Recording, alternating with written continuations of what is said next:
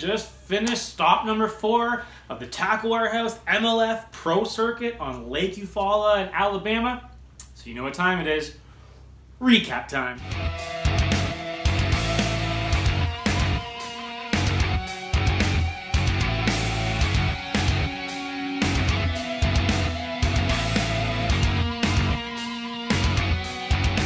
Lake Eufaula is a large reservoir located on the border of Alabama and Georgia.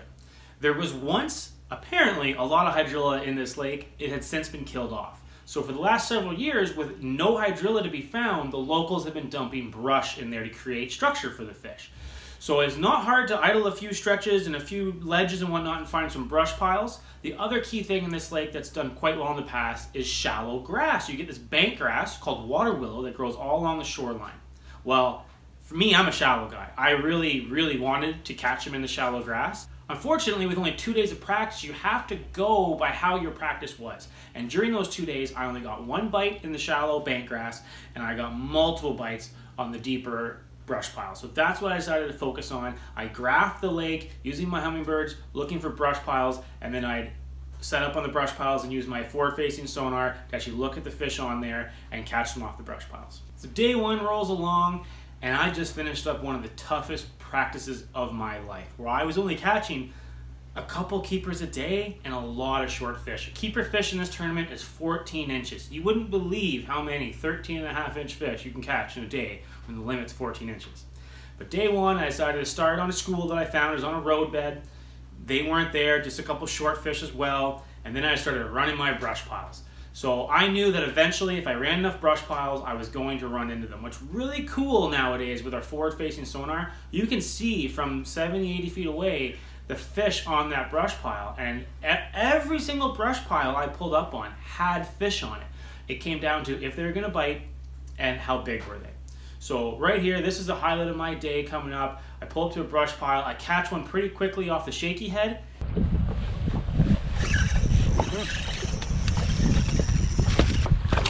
Big, but I bet you that's 14 inches. Should have just boat flipped him, but I didn't want to risk that. And that got them fired up because on my next cast with the shaky head, as I was reeling it to the boat, one came out and whacked it, missed it, but that was the click in my head. I got to switch to something fast. I've got them fired up. I switched to this crankbait on the very next cast. This guy loads into it. Oh wow! Wow! Look here, man. Look here. I don't think it's a bass.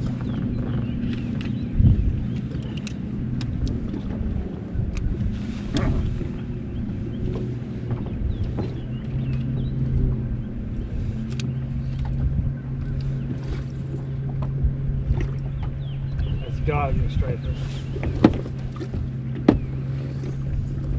Oh my God. Yes, it is too, my friend.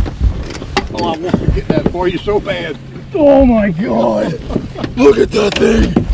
Oh my God! I knew you was gonna stop on them sooner or later. Barely hooked. Oh, let's get a good one here. Got you.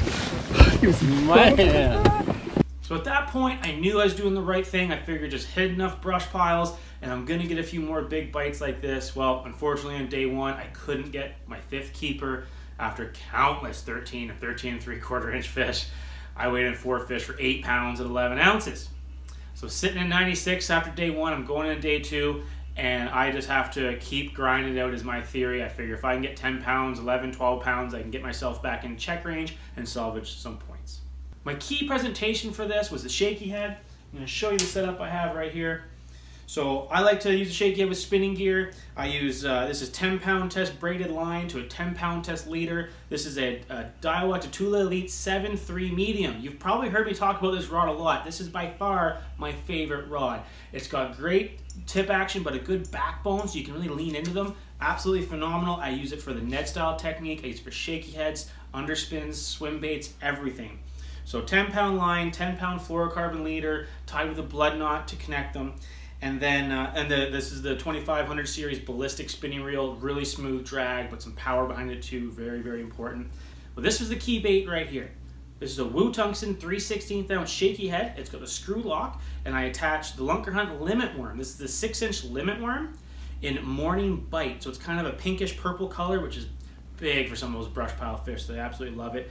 And what I would do is I would come up to the brush piles and I would find it on my forward-facing sonar, and then I could cast this thing on it, see the bait land on it, and then from there I'm just feeling it out, feeling it hit the structure, feeling it hit the brush pile or whatever it is, pop it off, and then usually, boom, the fish would grab it from there. So I would start almost every brush pile with this, and then if I got them fired up, switch to something faster to see if I can catch multiple fish off it. The other key piece of structure, and this is something that's not talked about as much, is brim beds. I'm going to show a picture here what a brim bed, what we would call up north bluegill beds, look like on your 360 as well as on your side imaging. So what I would do is graph around and look for these, and they basically look like little circles, little almost like tires on the ground, and those are bluegill beds. Well, this time of the year when the bluegills are spawning, the largemouth bass are around too. So one of my key spots was a bluegill bed that also had a brush pile right beside it, very strategically placed by one of the locals, and a school of fish was on that bluegill bed. It was really cool. I could sit off at about 80 feet, use my sonar again, use my forward-facing sonar, see where they were, cast that shaky head at them, and pick them off. I'd alternate baits a little bit. I threw some crankbaits to get them fired up. I threw some Carolina rigs, some jigs, some Ned rigging, but that shaky head ended up being the key for me. So that's how I salvaged my day on day 2 to get a limit, and then I just kept looking for big fish.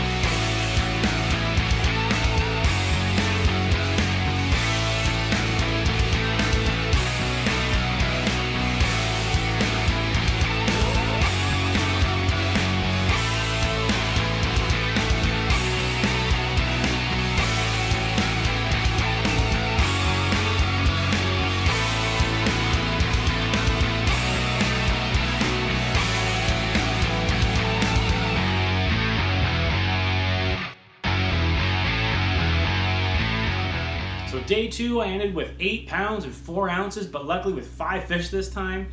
That kept me right at spot 97 out of 165 pros. I wouldn't call it a total bomb because I definitely could have done worse. It was tough out there. I worked my butt off for every one of those fish that I weighed in, and I really do feel like this might have saved my season. So there's 2 more events to come. I'm sitting in the mid-70s overall. Top 50 go on to the championship, so I'm right on that cusp. A couple good events and I'm right in there, so I'm happy with how it turned out. I learned a lot. I fished a style that I'm not comfortable with myself, so that's brim beds and brush piles, both very new to me. I think I came out of here with just enough points to keep the season going, and really looking forward to the next one, guys. It's on Potomac River. I've been there before, so that's exciting. Stay tuned. That one's coming up soon.